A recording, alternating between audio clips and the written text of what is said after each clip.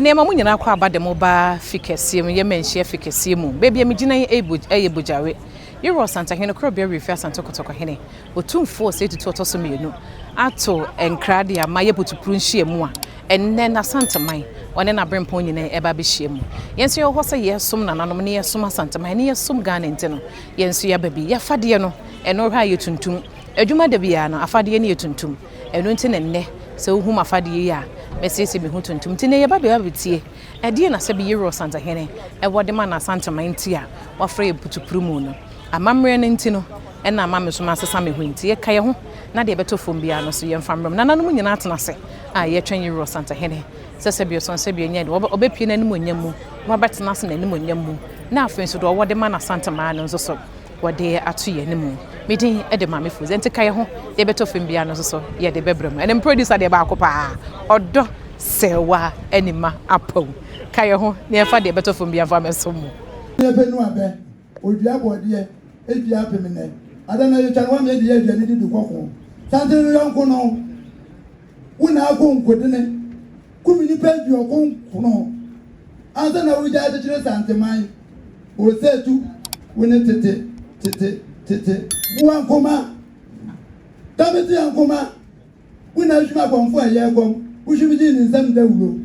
no wasa yi na hwease na krande dua wowe na so nsensan wa de fie panyin asem wowe esura abodise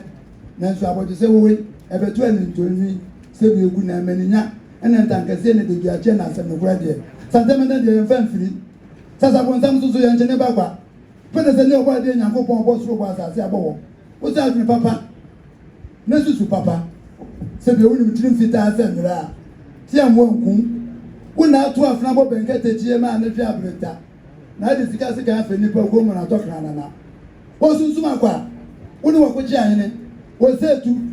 edu sunsuma wo sumutu pa mo wo so na ba mtitirigu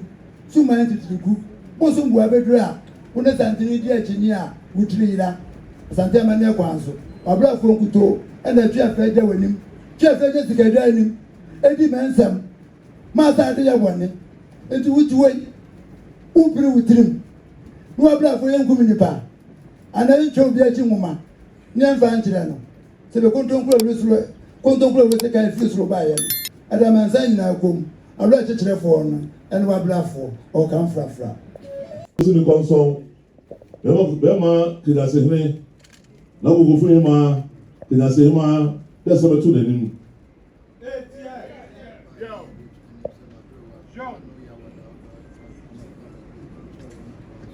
yo se de betu ma se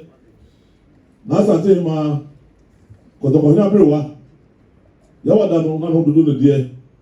so na pa no na bibia ewiem wa se be hu de ye kan se be duma dure di obodi no aso so ko na mo ho so na no tie yom se be ba se wo tu pan se be tu enu no na se be so first Santa Mai ya tu enu na se o ye bia so jai na o pe de sie no o so to ho ne ma tie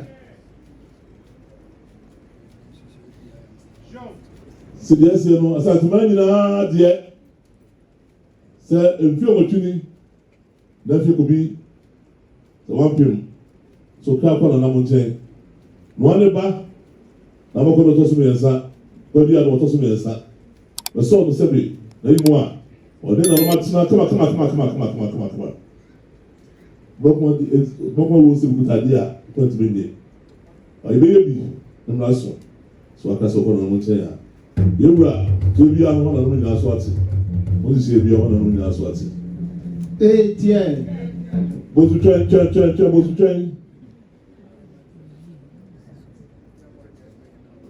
yom tie ala musa de rasa no saba sei consider di enu consider ya wada ewia du nienu ana mo nyina be transa Santa Mai edum he ya da transider di na wotwe da na wo se bi obi ano ana mo nyina so ate ti na Yes, you know, the Mutu Gunas is yes, dear, a heavy bristle,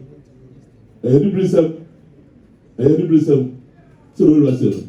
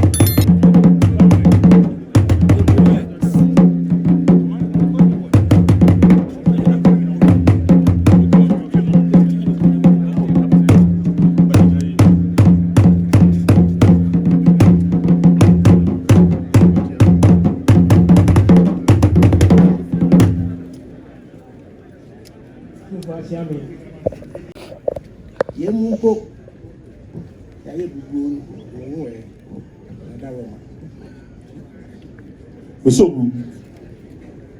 said na fe so hene na dance hene ba for back by hene atemfo sabe o man hene mem toto so dunya se na kwa so pedi for ye sabe kuntefo so ojina ana sa de man na nem ya no kwa so pedi for na nem said yes you know sa de man sabe Dominion na musabe ama yako ama shede bru amko tase anam de asia no tase bi asa